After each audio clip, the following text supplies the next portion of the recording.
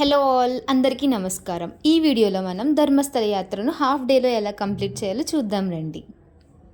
ఇక్కడ మీకు కనిపిస్తున్న ఆర్చ్ వెనుక ధర్మస్థల బస్ స్టాండ్ ఉంది. ఆ ఆర్చ్ ద్వారా మనం లోపలికి ప్రవేశిస్తాము. అక్కడ నుండి ప్రవేశించిన వెంటనే ఎడమ ప్రక్కన ఆనప్పస్వామి టెంపుల్ ఉంటుంది. ఈ ఆనప్పస్వామి టెంపుల్ని దర్శనం చేసుకోవడానికి ఆడవాళ్ళకి ప్రవేశం లేదు. కేవలం మగవాళ్ళు మాత్రమే దర్శనం చేసుకోగలరు. ఇక్కడ నుంచి మనకు 80 నుండి 100 మెట్లు వరకు ఉంటాయి. ఆ మెట్లు ఎక్కి మగవాళ్ళు మాత్రమే అక్కడ దర్శనం చేసుకుని మళ్ళీ ఈ మెట్లు గుండానే రిటర్న్ వస్తారు. ఇక్కడ దర్శనం అయ్యాక మనం కొంచెం ఎదురుకు వెళ్తూ ఉండగా శివుడి విగ్రహం దర్శనమిస్తుంది. ఇక్కడ నుండి మనకు 2 దారులు కనిపిస్తాయి, left side and right side. Left side నుంచి వెళ్తే మనకి అంతగా వసతులు లేవు, బట్ రైట్ సైడ్ మనకి free toilets, luggage rooms, chappal stand అందుబాటులో ఉంటాయి. మరియు ఇక్కడ చాలా కాటేజెస్ ఉన్నాయి. ఈ అన్ని కాటేజెస్ దేవస్థానం వాళ్ళ కాటేజెసే. ఇవన్నీ 100 రూపాయల నుంచి 500 వరకు ఇంకా అంతకు మించి కూడా ఉన్నాయి. మనం ఇవి బుక్ చేసుకోవాలి అంటే దేవస్థానం యొక్క వెబ్సైట్లోకి వెళ్ళి ఆన్లైన్ బుకింగ్ చేసుకోవచ్చు. ఇక్కడ మీకు కనిపిస్తున్నది మంజునాథ స్వామి యొక్క టెంపుల్ ఎంట్రన్స్. ఇది అన్ని టెంపుల్స్లా కాకుండా దీని యొక్క ఆర్కిటెక్చర్ అనేది డిఫరెంట్గా ఉంటుంది. మనం గుడి లోపలికి వెళ్ళేటప్పుడు చెప్పులు బయట పెట్టాలి. దానికోసం మనకు చెప్పుల స్టాండ్ అవైలబుల్గా ఉంది. 1 పైర్ 2 రూపీస్ తీసుకుంటారు.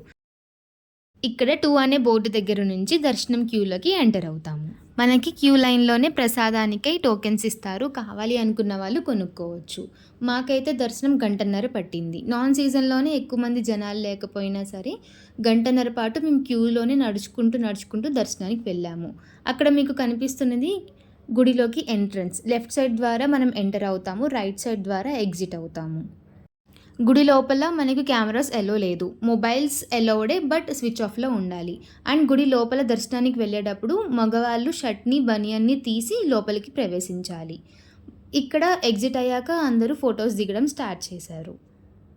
దర్శనం తరువాత అన్నప్రసాదన 10:30 నుండి స్టార్ట్ అవుతుంది. ఈ 3వ నెంబర్ బోర్డుని ఫాలో అవుతే మనం అన్నప్రసాదన లైన్లోకి వెళ్తాము. ఇక్కడ అన్నప్రసాదన కింద కూర్చోపెట్టి పెడతారు. ఇక్కడ మీకు కనిపిస్తున్నది ఆ లైన్. ఇవంతా లైన్, ఈ హాల్ అంతా ఫిల్అప్ అయిపోతుందన్నమాట. ఒక్క గట్టు మీద అటొకలు ఇటొకలు కూర్చుని ఉంటారు.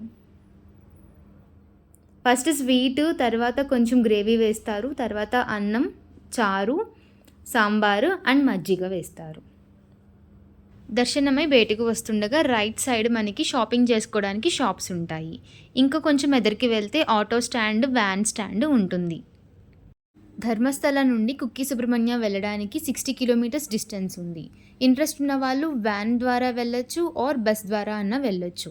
బస్ ద్వారా వెళ్తే మనకి టికెట్ వచ్చేసి 70 రూపీస్. ఎవ్రీ హాఫ్ అన్ అవర్కి మనకు ఒక బస్ అనేది ఉంటుంది. ఇలా ముందుకు వస్తుండగా మనకి లెఫ్ట్ సైడ్ ఇలా మెట్లు దారి ఒకటి, రోడ్డు దారి ఒకటి కనిపిస్తుంది. ఇది పైన ఉన్న బాహుబలి విగ్రహానికి చేరుకోవడానికి ఈ 2 దారులు. మెట్లు ఎక్కాలి అనుకున్న వాళ్ళు మెట్ల ద్వారా వెళ్ళొచ్చు. రోడ్డు ద్వారా వెళ్ళాలనుకున్న వాళ్ళు కింద ఉన్న ఆటో కానీ వ్యాన్ కానీ మాట్లాడుకుని రోడ్డు ద్వారా వెళ్ళొచ్చు. ఈ మెట్లు మనకి అరౌండ్ 150 నుంచి 200 వరకు ఉంటాయి. అండ్ ఈ మార్గం మటుకి చాలా చాలా బాగుంది. అందమైన ప్రదేశాలు చూడాలంటే ఇలాంటి ట్రెక్కింగ్ తప్పదు మిత్రమా. ఇలా మేము మెట్ల మార్గం ద్వారా వస్తూ ఉండగా మన చింటూ ఫ్రెండ్ కూడా పరిచయం అయ్యాడు. హే హాయ్ చింటూ, హాయ్ చెప్పు. హాఫ్ డిస్టెన్స్ వచ్చినందుకు మా కష్టం చాలా వర్త్ అనిపిస్తుంది.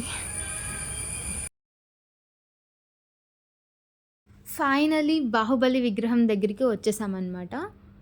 చాలా చాలా చాలా అందంగా ఉంది ఇక్కడ వ్యూ అయితే. అక్కడ నుండి రైట్ తీసుకోగానే మనకి ఈ వ్యూ కనిపిస్తుంది. ఈ వ్యూ ఎంత బాగుంది అంటే నేను నా మాటల్లో అయితే చెప్పలేను. ఈవెన్ ఫోన్లో కూడా అందం అంతా బంధించలేకపోతున్నాను. అది ఎంతవరకు కనిపిస్తుందో నాకైతే తెలియదు, కానీ ఆ కొండలు అన్నీ మొత్తం పొగ మంచుతో కప్పపడిపోయి ఉన్నాయి. దానిపైన క్లౌడ్స్, కింద గ్రీనరీ అండ్ మధ్యలో పొగ మంచు అస్సలు వర్ణించలేం. It's just looking like a wow.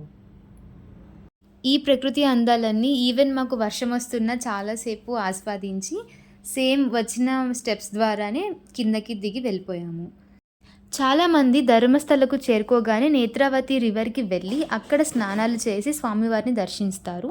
But మేము తెల్లవారుజామున దిగడం వల్ల మాకు ఫుల్ వర్షం పడుతుంది. సో రివర్కి వెళ్ళడానికి ఛాన్స్ లేదు. సో అంతా అయినాక రివర్కి వచ్చి నీళ్ళు చల్లుకుందామని అనుకున్నాం. మేము వచ్చింది రైనీ సీజన్లో కాబట్టి రివర్ ఫ్లో అనేది చాలా హెవీగా ఉంది. బట్ అయినా సరే చాలామంది ఇక్కడ స్నానాలు చేస్తున్నారు. బట్ హవెవర్ అక్కడ అడ్డు అనేది ఉంది. సో అది దాటి ఎవరు వెళ్ళొద్దు అని చెప్పి ఈవెన్ పోలీసులు వాళ్ళందరూ మానిటర్ చేస్తూ ఉన్నారనమాట. టెంపుల్ దగ్గర నుండి ఆటో మాట్లాడుకుంటే పర్ హెడ్ 40 రూపీస్ ఛార్జ్ చేసి నది దగ్గరికి తీసుకొస్తారు. ఇది సపరేట్ ఆటో. లేదు మనం సర్వీస్ కావాలి అనుకుంటే అక్కడే సర్వీస్ ఆటోలు కూడా ఉంటాయి. Per head 20. బట్ ఆ వ్యాన్ లేదా ఆటో మొత్తం నిండే అంతవరకు అక్కడ నుండి కదపరనమాట. ఇప్పుడు మనం టైమింగ్స్ చూద్దాం. మేము నైట్ 9:30కి బెంగళూరు మెజెస్టిక్లో బస్ ఎక్కాము. మార్నింగ్ 5:30కి ధర్మస్థల దిగాము. 7:30 వరకు మాకు ఫ్రెష్ అవ్వడం అంతా సరిపోయింది. 7:30కి దర్శనానికి క్యూ లైన్లోకి వెళ్ళి వెయిట్ చేసాము. 9:30కి దర్శనం అయింది. 9:30కి మేము భోజనం క్యూ లైన్లోకి వెళ్ళాము. 11 కల్లా మాకు అంతా అయిపోయింది. తర్వాత షాపింగ్ అండ్ లగేజ్ తీసుకోవడం, బాహుబలి కొండ, తర్వాత నేత్రావతి రివర్ ఇదంతా చూసుకునేప్పటికి మాకు 12:30 అయింది. అక్కడి నుండి ఆటో ద్వారా డైరెక్ట్గా బస్ స్టాండ్కి వచ్చేసాము. అక్కడి నుంచి కుక్కే సుబ్రహ్మణ్యం వెళ్ళడానికి బస్ ఎక్కాము. కుక్కే సుబ్రహ్మణ్య డీటెయిల్స్ నెక్స్ట్ వీడియోలో చూద్దాం. ఇక్కడితో మనకి ధర్మస్థల యాత్ర ముగిసింది. Thanks for watching.